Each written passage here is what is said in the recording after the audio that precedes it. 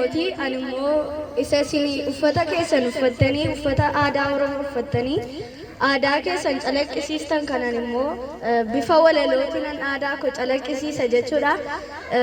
Egaa har'a akkuma beekamu guyyaa ayyaana aadaati isa nuti jennu Culture Day afaan Ingiliffaatiin mata duree walaloo koos waa'ee aadaati.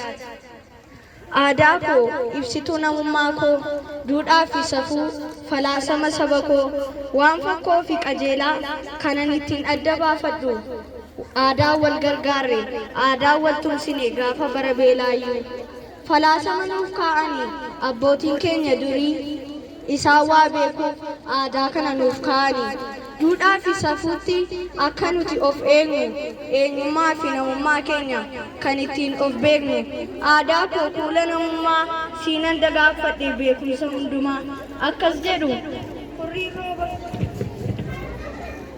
hurriin rooba hin qabne akka waraqaa adiidha uummanni aadaa hin qabne akka nama qullaa ba'uudha. Aadaa keessaa tokko aadaa Oromoodha. Kan kalaqate kan ittiin guddates uummata Oromoodha.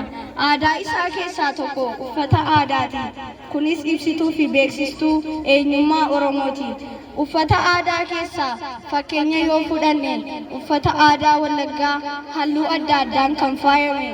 Akkasumas kan Arsii yoo nuti fudhanne warri dhiiraa uffata aadaa uffannee ulee fi eeboo walitti qabannee kan warra shamarranii yoo itti daballe buushoo fi kaballaa walitti rukunne baalee yoo deemne ishkummee sirbine Wallaggaatti yoo deemne geelloos keessa buufanne miira ho'aatiin aadaa keenya ibsanna. Aadaa jechuun surraa fi simboodha. Inni lammataa aadaa nyaataati. Danuudha hedduudha. Dubbadhee fixuuf natti ulfaatti. Natti hin qabamiinaa isaan keessaa yoon fudhee tokkitti cumboo fi cororsaan kan godina Wallaggaati. Ilaa duubaa tokko gorora coccobsaa yaadaan liqimfameera. Ilaa anumaanuu fuula koo dura nanaanna'aa jira. Dhadhaa fi itittuun harka koorraa utuna yaa'aa jiru. Boqqolloo waaddii koo afaanitti qabee bocoqaatu jiru.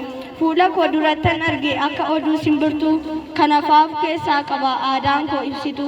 Aadaa koo miidhaginaaf fuula koo surraa eenyummaa fi simboo koo. Hundumtuu hin jiru aadaa koo kan sigitu.